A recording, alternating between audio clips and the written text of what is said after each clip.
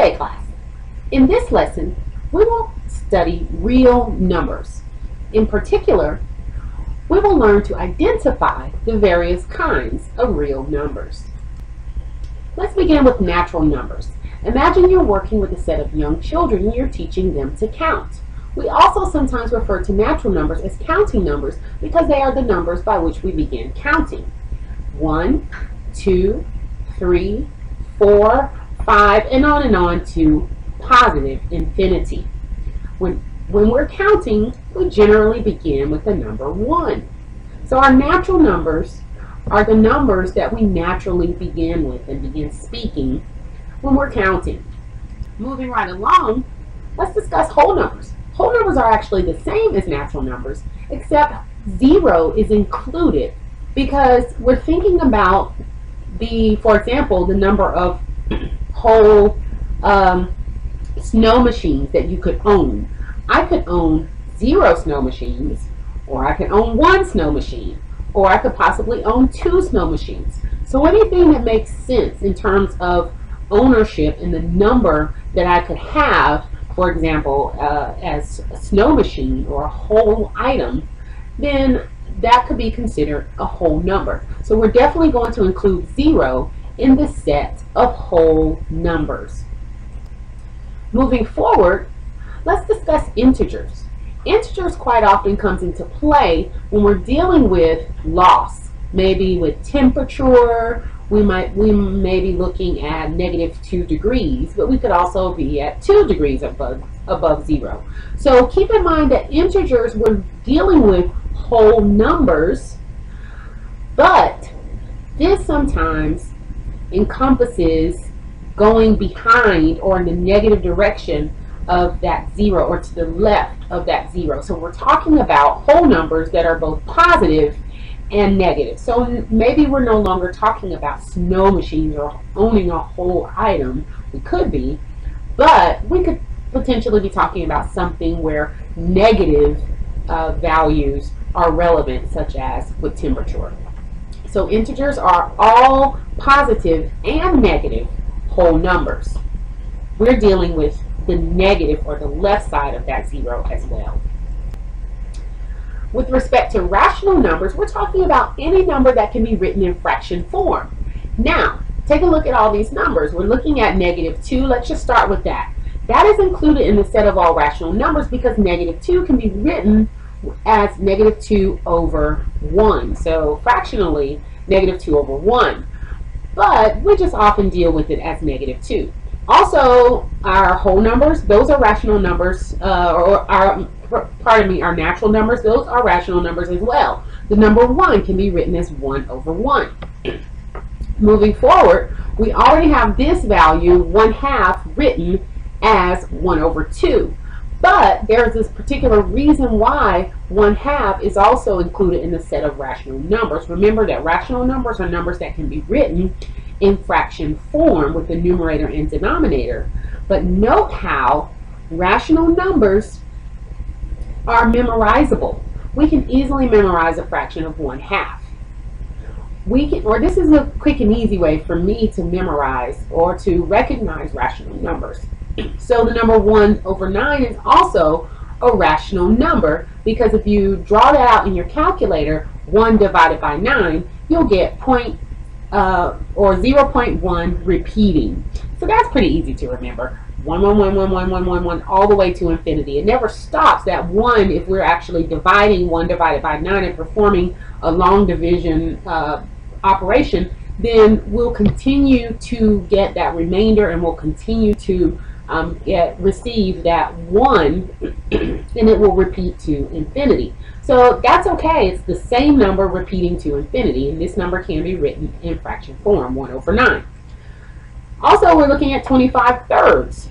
On the face of it, yes, it can be written in fraction form, but then when we draw it out into decimal form, you can easily do that in your calculators. 25 divided by 3, you'll get 8.3 repeating. And so there we have that repeating value again. So once again, this is a memorizable number, quite easily memorizable, 8.3 repeating, and that repeating occurs to infinity.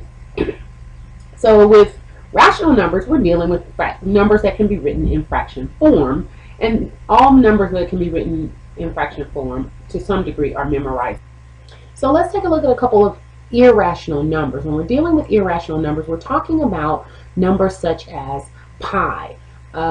So pi, if you draw that out on your calculator, you'll notice, and I'm not certain if you're able to, or what type of calculator you have, but if you have a graphing calculator, in particular a Texas Instruments TI-83 or 84, there are calculator videos that I have available that can show you how to convert any number to a fraction. Well, you'll note that if you try to convert pi to a fraction, the calculator doesn't understand what to do with that, because it never stops. If we were to divide out any pi in that was potentially fraction form, or that appeared to be initially, and we started to divide, we realized that that division operation would never end.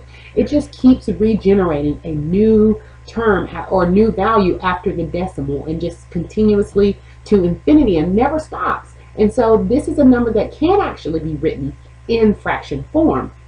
So pi is an example of an irrational number. It's crazy. You can never memorize it. It never stops. And the same thing with, for example, the square root of 7. And so when we're dealing with the square root of 7, we try to convert that to fraction form, and then we discover that it's not possible to do that. When we try to divide it out, we discover that we get 2.6457 ...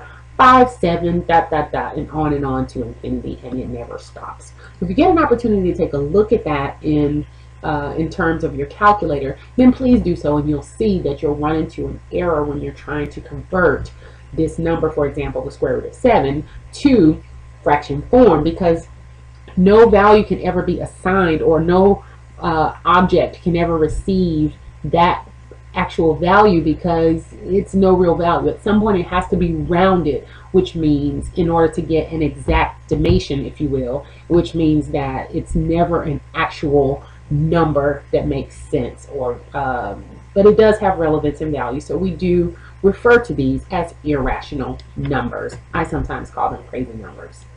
So moving right along, there are notation that represent these various types of forms, or these various types of real numbers. So we're starting with, there in the top, if you'll notice, the set of all numbers belonging to.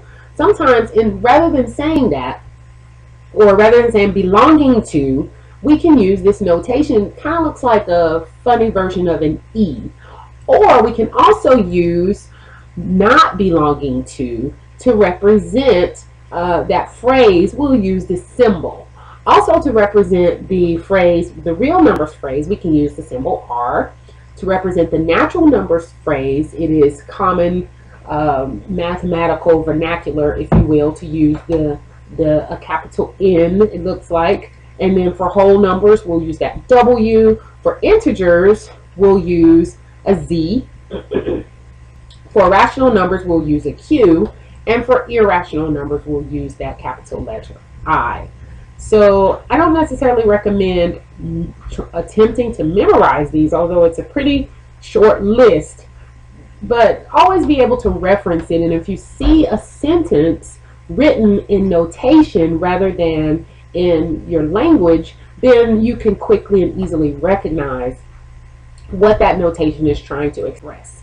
So for example, we have a set of natural numbers. Remember, those are our counting numbers, 1, 2, 3, 4, 5, and on to infinity. And then we also have our set of integers, where we're dealing with negatives and positives, whole numbers. And so I can write an algebraic statement that says all of these natural numbers belong to the set of integers, because it's true. Every number that is a natural number is also in the integers list. So this is a way of describing that using our notation. And so for a second example, the set of, if we're dealing with a set of natural numbers, then we should note that -3 does not belong to the natural numbers family.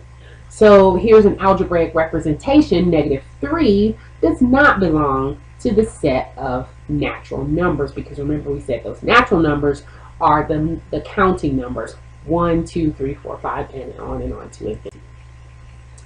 In summary, please keep in mind that you have learned the various types of real numbers and how to identify them, which includes natural numbers, whole numbers, integers, rational numbers, irrational numbers. And you've also learned to write algebraic statements using proper notation. Feel free to practice these activities, and at any time if you have questions, please ask your instructor. Thank you for your time.